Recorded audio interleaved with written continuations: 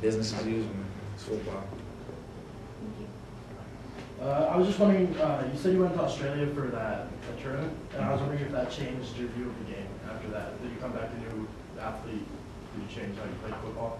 It did a little bit because I was when I went there. It was so many more people from the whole from the country, from the whole country. You know, so my level of competition was at a much higher level. And you know, it was much different than playing against kids just here in El Paso. So it really did a lot for my game, you know, because I had to shoot guys around my heels just as quick as I would have been on there versus if I was here in El Paso, you know. So it really did a lot for me, helped me develop a little more, and it also brought my horizon, opened my eyes in a sense, because when you get used to that, when you get used to playing with the competition out here for so long, and it's like, man, it's just walking over it. It kind of lets you know you need to work harder. Thank you. Jeff, the photographer.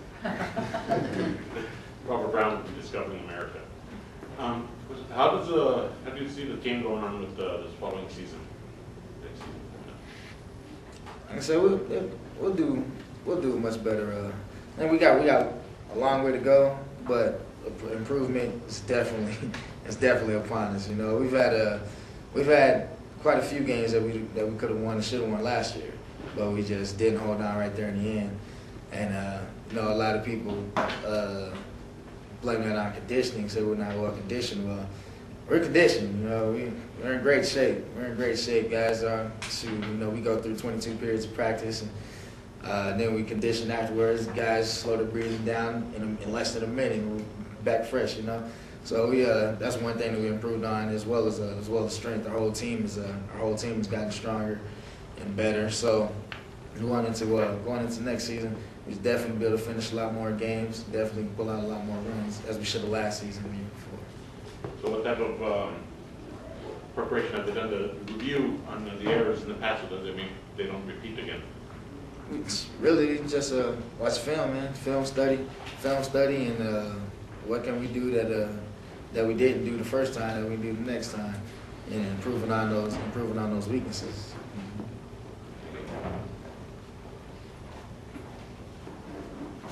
Gentleman back. What's the hardest you've ever been hit? Every football player remembers the time when they were hit.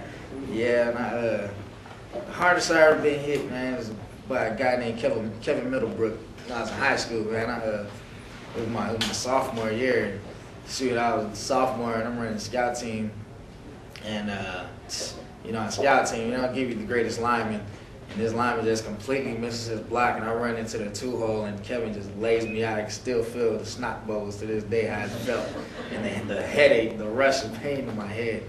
I'll never forget that hit, though. His dad actually being one of my sergeant majors when I was in the Army a few years later. Yeah. So that was while you were on the scout team? Yes. So you were just practicing for... Yes.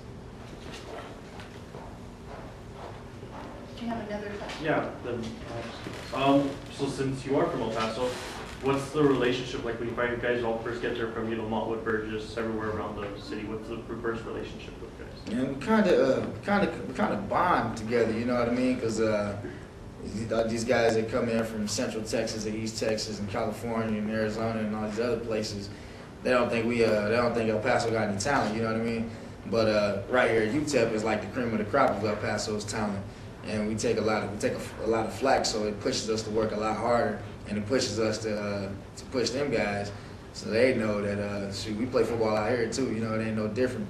You know what I mean? So we kind of bond together and take up for ourselves.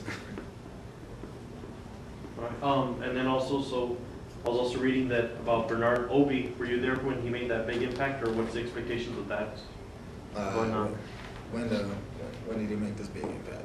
Well, I don't know. They said that was like last week during one of your first practices, and he's supposed to be your future for your defense. Well, Obi is a heck of a player, man. To be so big, to be as big as he is, as fast as he is, he's a heck of a player. You know, in Saturday's or Friday's scrimmage, he got a good little tackle on me, and I was expecting to break it, but he's a very athletic guy, very fast. So he's gonna be great. He's gonna be a guy to watch. But our whole defensive line is a unit to watch, and they're all real young, either freshmen or sophomores, and they're gonna be great. They're gonna be real good. They're gonna stop a lot of people up front this year. Yes, ma'am. Coming from being a freshman, like your first year at being in the football team, when do you think was like your turning point when you started shining to your coaches and your fans? It was my freshman year actually, because I had a lot to prove, you know. And coming straight out of the Army, I knew it's like, okay, it's my first year. Shoot, I'm 25, and it's a new coaching staff, don't nobody know me. And I knew I had to prove myself on the field. So every day I went out there with the attitude, and I know I'm not gonna get much playing time. I know I'm not gonna ain't gonna be no standout, but I can certainly do the best I can do on the scout team. And my efforts paid off. I won the scout team player of the year my freshman year, and I was put on the traveling scout my freshman year as well.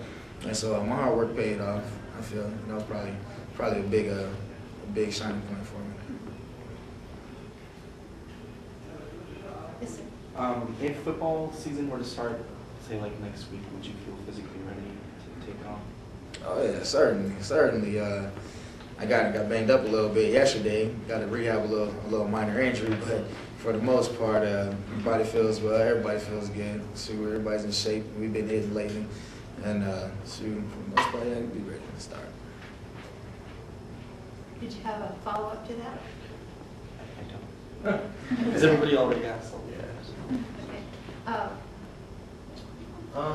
And then The recent Tiger Woods sexcapade scandal is still top news, and many people are saying that sexual addiction isn't real. What's your opinion on it? My opinion about sexual addiction? Yes. Man.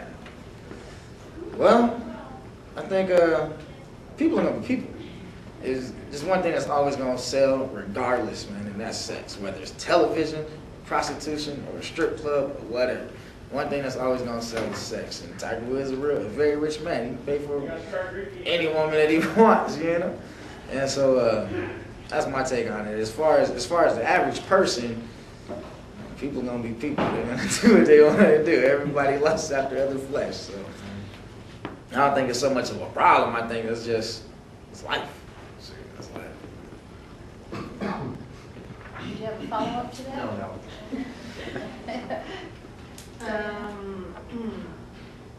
Going to a school in the Northeast, were you like ever faced with a lot of stereotypes since it's sort of like a dangerous part of town? So I know me going to urban, people are like, "Oh, you haven't gotten stabbed yet." There's always stabbed and stuff. Were you ever faced? Yeah, certainly, man. I went to Andrews, and they always looked at Andrews as a black school, but Andrews isn't a black school. Hispanics is what populates it the most. Caucasians are probably the biggest minority, and then there's the black kids. However, the black kids are the ones you always see on TV and the newspaper, on the Metro Sports Channel, because they're the ones that play off sports. They're the standouts, and so that was the main reason the school I went to was stereotyped as a black school.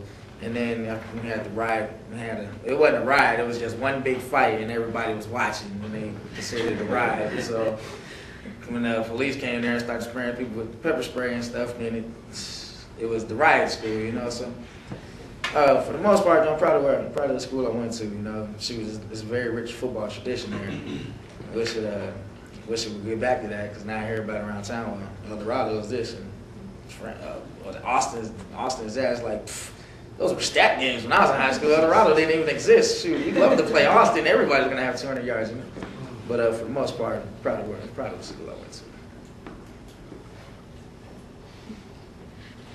Any other questions to follow up? Can I ask one thing? Something real quick. What teams are you most looking forward to playing this year? Because I know you have Arkansas, so maybe. Yeah, we have Arkansas, but I wouldn't say we're looking too much to plan them. It's kind of a. Actually, it would be more like a grade. You know what I mean? A team to play the grade where we're at, as far as our